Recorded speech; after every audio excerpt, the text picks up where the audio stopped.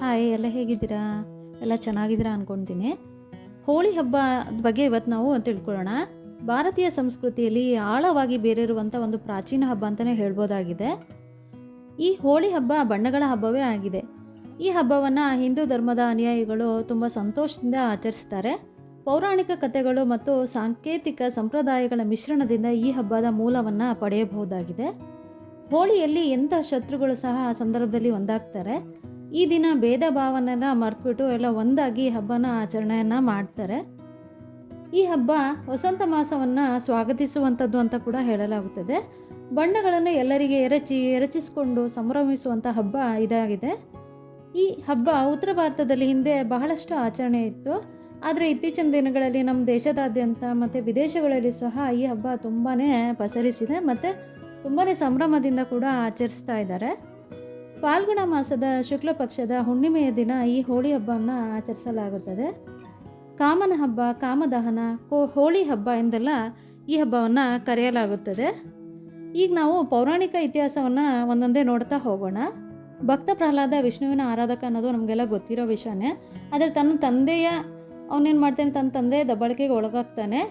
ನಿಮಗೆ ಗೊತ್ತಿರೋ ಹಾಗೆ ವಿಷ್ಣುವಿನ ಆರಾಧನೆ ನೀನು ಮಾಡಬಾರ್ದು ಅಂಥೇಳಿ ತುಂಬ ಹಿರಣ್ಯಕಶಿಪು ಏನು ಮಾಡ್ತಾನೆ, ತನ್ನ ಮಗನಿಗೆ ಹಿಂಸೆ ಕೊಡ್ತಾ ಇರ್ತಾನೆ. ಸಹೋದರಿ ಹೋಳಿಕಾಳೊಂದಿಗೆ ಸೇರ್ಕೊಂಡ್ಬಿಟ್ಟು ಪ್ರಹ್ಲಾದನನ್ನು ಬೆಂಕಿಯಲ್ಲಿ ಸುಡಬೇಕು ಅಥವಾ ಬೆಂಕಿಗೆ ಆಹುತಿ ಕೊಡಬೇಕು ಅಂತೇಳಿ ತೀರ್ಮಾನ ಮಾಡ್ತಾರೆ. ಆದರೆ ವಿಷ್ಣುವಿನ ಪರಮ ಭಕ್ತನಾದ ಪ್ರಹ್ಲಾದನಿಗೆ ಬೆಂಕಿಯಿಂದ ಯಾವುದೇ ರೀತಿ ನೋವಾಗಲ್ಲ ಅಥವಾ ಏನೂ ತೊಂದರೆನೂ ಆಗಲ್ಲ. ಆದರೆ ಇಲ್ಲಿ ಹೋಳಿಕಾ ಏನಾಗ್ತಾಳೆ, ಬಲಿ ಆಗ್ತಾಳೆ. ಹಾಗಾಗಿ ಈ ದಿನವನ್ನು ಹೋಳಿ ಹಬ್ಬವಾಗಿ ಆಚರಣೆಗೆ ಬಂದಿತ್ತಂತಲೇ ಒಂದು ಕಥೆಯ ಮೂಲಕ ನಾವೀಗ ಹೇಳ್ಬೋದಾಗಿದೆ.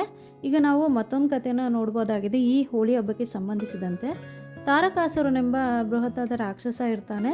ಅವನು ಬ್ರಹ್ಮನಿಂದ ಒಂದು ವರ ಕೂಡ ಪಡೆದಿರ್ತಾನೆ. ಅದೇನಪ್ಪ ಅಂತಂದರೆ, ಶಿವನಿಗೆ ಜನಿಸಿದ 7 ದಿನದ ಮಗುವಿನಿಂದ ತನ್ನ ಪ್ರಾಣವನ್ನು ಹೋಗಬೇಕು ಅಥವಾ ತನ್ನ ಜೀವ ಹೋಗಬೇಕು ಅಂಥೇಳಿ ವರ ಪಡೆದಿರ್ತಾನೆ.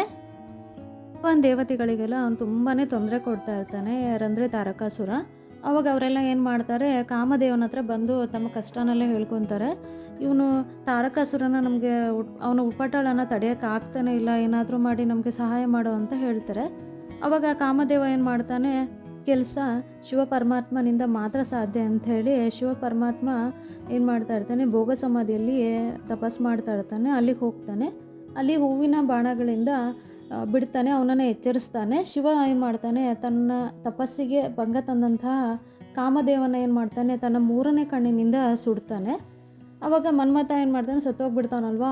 ಆಗ ರತಿದೇವಿ ಏನು ಮಾಡ್ತಾಳೆ, ಇದ್ದ ವಿಷಯನೆಲ್ಲ ಶಿವ ಪರಮಾತ್ಮನಲ್ಲಿ ಹೇಳ್ಕೊತಾಳೆ. ಆವಾಗ ಶಿವ ಏನು ಮಾಡ್ತಾನೆ, ಶಾಂತನಾಗ್ತಾನೆ. ಅವಾಗ ಏನು ಮಾಡ್ತಾನೆ, ನೀನು ಅಥವಾ ಕಾಮದೇವನಿಗೆ ನೀನು ತನ್ನ ಪತ್ನಿಯೊಂದಿಗೆ ಮಾತ್ರ ಶರೀರವಾಗಬೇಕು ಅಂಥೇಳಿ ವರವನ್ನು ಕೊಡ್ತಾನೆ. ಹೀಗೆ ಲೋಕ ಕಲ್ಯಾಣಾರ್ಥವಾಗಿ ಕಾಮದೇವನು ಅನಂಗನಾಗ್ತಾನೆ. ಆ ದಿನದ ಸಂಕೇತವಾಗಿ ಕಾಮದಹನವಾಗದ ಕಾರಣ ಈ ಕಾಮನ ಹಬ್ಬ ಆಚರಣೆಗೆ ಬಂತು ಅಂತ ಕೂಡ ಹೇಳ್ಬೋದಾಗಿದೆ. ಮುಂದೆ ಪಾರ್ವತಿಯನ್ನು ವಿವಾಹ ಆಗಿ ಷಣ್ಮುಖನಿಂದ ತಾರಕಾಸುರ ಕೂಡ ಸತ್ತು ಹೋಗ್ತಾನೆ. ಹೀಗೆ ಈ ರೀತಿಯಾಗಿ ಒಂದು ಕತೆ ನೋಡ್ಬೋದು. ಹಾಗೆ ಇಲ್ಲಿಗ ಮತ್ತೊಂದು ಕತೆ ಏನಪ್ಪ ಅಂತಂದರೆ, ರಾಧಾಕೃಷ್ಣ ನಡುವಿನ ದೈವಿಕ ಪ್ರೀತಿ ಹಾಗೂ ಸಂಪ್ರದಾಯಗಳಿಗೆ ತನ್ನದೇ ಪ್ರೀತಿ. ರಾಧೆ ಮತ್ತು ಅವಳ ಸಹಚರರ ಮೇಲೆ ಬಣ್ಣಗಳನ್ನು ಬಳಿದು ಸಂತೋಷ ಪಡುವ ಶ್ರೀಕೃಷ್ಣನ ತಮಾಷೆ ವರ್ತನೆಗಳು ಸಹ ಹಬ್ಬದ ಸಮಾನಾರ್ಥಕವಾಗಿದೆ ಅಂತೇಳಿ ಹೇಳ್ಬೋದಾಗಿದೆ. ಈಗ ಹಬ್ಬದ ಆಚರಣೆನ ನೋಡೋಣ.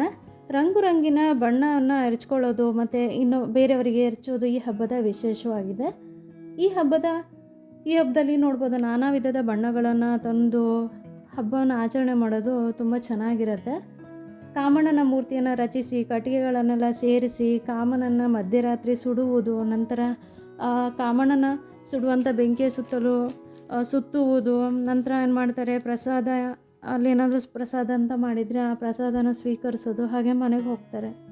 ಮಾರನೇ ದಿನ ಬೆಳಗ್ಗೆ ಬಡವ ಶ್ರೀಮಂತ ಅನ್ನೋದೇ ಯಾವುದೇ ರೀತಿಯ ಭೇದ ಭಾವ ಇಲ್ಲದೆ, ಹಿರಿಕಿರಿಯರೆಂಬ ಭೇದ ಭಾವ ಇಲ್ಲದೆ ಎಲ್ಲರೂ ರಂಗಿನ ಬಣ್ಣದ ಹಬ್ಬದಲ್ಲಿ ತೊಡ್ಕೊಳ್ತಾರೆ. ಹಾಗೆ ತುಂಬಾ ಸಂತೋಷದಿಂದ ಬಣ್ಣವನ್ನು ಎರಚಿಕೊಂಡು ದಿನ ಇಡೀ ಎಲ್ಲ ಕಳೆಯುತ್ತಾರೆ. ಇದೇ ಈ ಹಬ್ಬದ ವಿಶೇಷವಾಗಿದೆ. ಕೆಟ್ಟದನ್ನು ತೊಲಗಿಸಿ ಒಳ್ಳೆಯ ಬದುಕಿಗೆ ಸ್ವಾಗತಿಸೋಣ. ಹಬ್ಬದೊಂದಿಗೆ ಎಲ್ಲರಲ್ಲೂ ಆತ್ಮೀಯತೆ, ಪ್ರೀತಿ, ಸಂತೋಷ, ಹೊಂದಾಣಿಕೆ, ಸಹಕಾರ ಮನೋಭಾವನೆಯನ್ನು ಮತ್ತೆ ಬಿತ್ತೋಣ. ಆತ್ಮೀಯರೇ, ನನ್ನ ಚಾನಲನ್ನು ಲೈಕ್ ಮಾಡಿ, ಸಬ್ಸ್ಕ್ರೈಬ್ ಮಾಡಿ. ಹಾಗೆ ನಿಮಗೆ ಈ ವಿಷಯಗಳು ಅಥವಾ ನಾನು ನೀಡಿದಂಥ ವಿಷಯಗಳು ನಿಮಗೆ ಇಷ್ಟ ಆದರೆ ಶೇರ್ ಮಾಡಿ. ನನ್ನ ಈ ಪುಟ್ಟ ಪ್ರಯತ್ನಕ್ಕೆ ತಮ್ಮೆಲ್ಲರ ಆಶೀರ್ವಾದ ಇರಲಿ. ನಾನು ಮತ್ತಷ್ಟು ಮುಗದಷ್ಟು ಇಂತಹ ವಿಷಯಗಳನ್ನು ನಿಮಗೆ ತಿಳಿಸೋಕೆ ಇಷ್ಟಪಡ್ತೀನಿ. ನಿಮ್ಮೆಲ್ಲರ ಸಹಕಾರ ನನಗೆ ಇರಲೇಬೇಕು. ದಯವಿಟ್ಟು ನನ್ನ ಚಾನಲ್ನ ಲೈಕ್ ಮಾಡಿ, ಸಬ್ಸ್ಕ್ರೈಬ್ ಮಾಡಿ. ಎಲ್ರಿಗೂ ನಮಸ್ಕಾರಗಳು.